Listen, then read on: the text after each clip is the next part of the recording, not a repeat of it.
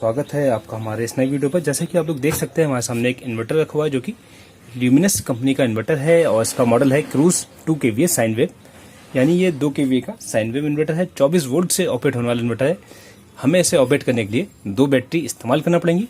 तो चलिए आज हम इसे चेक करते हैं, देखते हैं इसमें क्या फॉल्ट है और हम इसे रिपेयर करते हैं। बस आपसे रिक्वेस्ट है वीडियो पूरा देखें। वीडियो पसंद आए तो प्लीज़ वीडियो को लाइक करना, शेयर करना और हमारे चैनल को सब्सक्राइब करना बिल्कुल ना भूलें। जैसा कि आपको बताया है कि ये साइन वेव इन्वर्टर है, तो देखिए इसमें मॉसफेट के 2 चैनल आगे की साइड में दे रखे हैं और 2 चैनल इसके पीछे की साइड में दे रखे हैं। ठीक है, इस तरह से इसमें 4 चैनल हैं। तो चलिए अब इसे बैटरी से कनेक्ट करते हैं और फिर से चेक करते हैं। अब इसे हम ऑन करते हैं। बैटरी से कनेक्ट करने के बाद ये देखिए हमने इसे इन्वर्टर को ऑन किया। इन्वर्टर हमारा ऑन हो चुका है। अब ये इस पर इसकी आउटपुट चेक करते हैं। ये देखिए वोल्टमीटर हमने इन्वर्टर की आउटपुट पर लगा रखा है।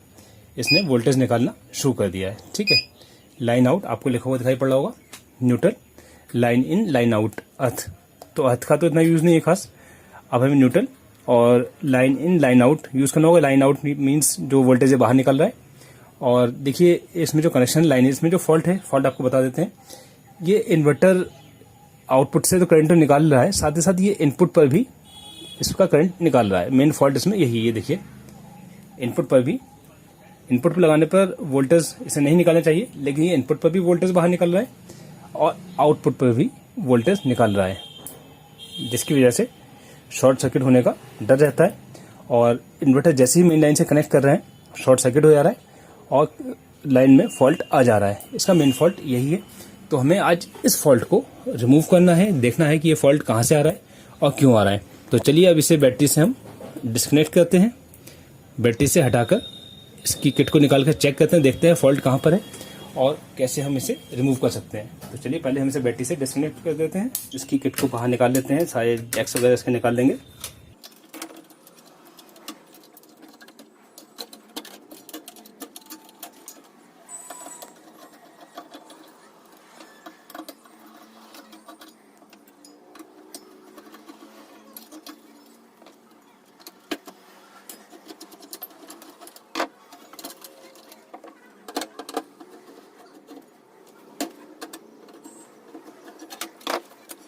की किट हमने बाहर निकाल ली है। अब इसमें जो फॉल्ट आ रहा था कि इसके इनपुट लाइन में करंट वापस आ रहा था, यानी जो आउटपुट करंट है इनपुट लाइन से वापस आ रहा था, तो ऐसा नहीं होना चाहिए। आमतौर पर ये फॉल्ट रिले का रहता है, रिले शॉर्ट हो जाती है, रिले चिपक जाती है, तब ये फॉल्ट आता है। लेकिन इस इन्वर्टर में खासियत ये है, इसमें रिले यूज नहीं की गई है। इसमें देखिए रिले कहीं पर आपको नहीं दिखाई पड़ेगी, रिले का कोई भी यूज नहीं है इसमें। तो फिर इसमें जो रिले काम होता है वो कैसे होता है वो भी आपको बताते हैं। देखिए इसमें ये 2 SCR दे रखे हैं जिनका नंबर है CLA50E1200HB। तो देखिए ये 2 SCR दे रखे हैं और ये दोनों SCR ही स्विचिंग काम करते हैं। रिले का काम जो है वो ये दोनों SCR करते हैं। तो अगर इसमें से एक खराब होगा या फिर दोनों खराब होंगे तब भी ये फॉल्ट आएगा। तो इसे चेक करते हैं। देखिए चेक करने के लिए बहुत आसान तरीका है। देखिए मल्टीमीटर को हम कंटिन्यूटी मोड पर रखेंगे और ये देखिए इस पर किट पर लिखा हुआ है line in red, line out yellow. तो इन दोनों पर हम चेक करेंगे। यहाँ पर कंटिन्यूटी नहीं बताना चाहिए। ये देखिए शॉर्ट सर्किट है जिसकी वजह से कंटिन्यूटी बता रहा है। अब लाइन आउट से हम देखिए SCR के किसी भी लेग पर चेक करेंगे, किसी भी लेग पर हम इसे चेक कर लेंगे। देखिए सब में कंटिन्यूटी बता रहा है, खैर कोई दिक्कत नहीं। लाइन आउट तो कनेक्ट रहता ही है।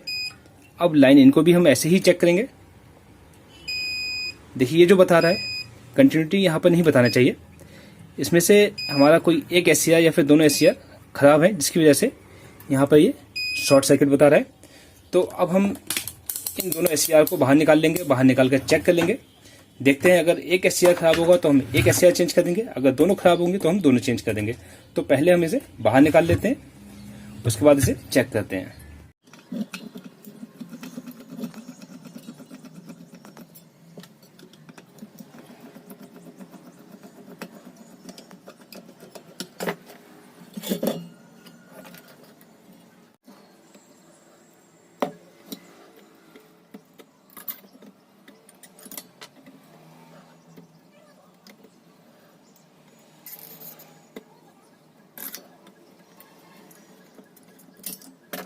तो हमने दोनों SCR बाहर निकाल लिए हैं।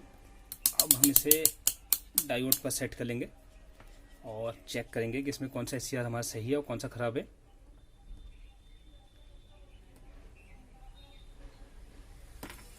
ये देखिए मिडिल से नहीं बताना चाहिए।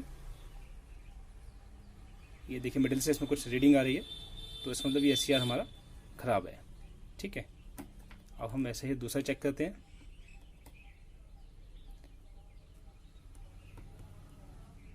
ये देखिए ये SCR हमारा सही है और ये SCR हमारा खराब है। अब देखिए दोस्तों, हम इस SCR को रिप्लेस कर देंगे, इसे हम हटा देते हैं। इसकी जगह पर हम दूसरा SCR लगा देंगे और फिर उसके बाद में इसे चेक करते हैं। हमने SCR चेंज करने के बाद किट को इन्वर्टर के अंदर इंस्टॉल कर दिया है। अब इसे बैटरी से कनेक्ट करके ऑन करके देखते हैं कि हमारा इन्वर्टर अब कैसा वर्क कर रहा है।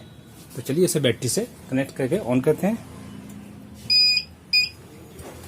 ये देखिए इन्वर्टर हमारा ऑन हो गया। आपको फ्रंट से दिखाते हैं। ये देखिए इन्वर्टर ऑन।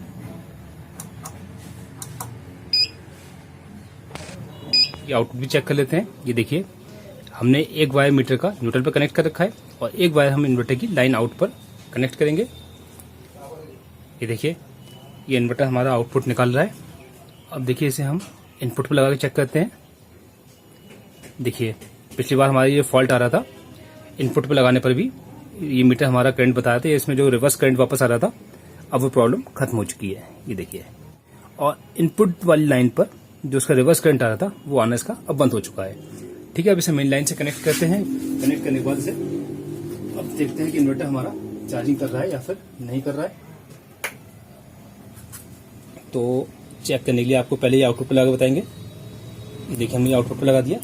अब हम इसे मेन लाइन वोल्टेज देंगे। देखिए हमने इसे मेन से कनेक्ट कर दिया है। इनपुट वोल्टेज हम इसे थोड़ा कम देंगे ताकि आपको मालूम पड़ सके।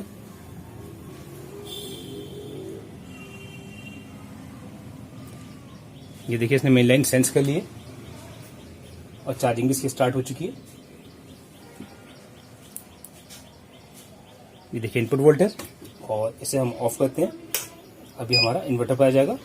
तो दोस्तों इस तरह से ये प्रोजेक्ट हमारा सक्सेस रहा। दोस्तों उम्मीद है वीडियो आपको पसंद आया होगा।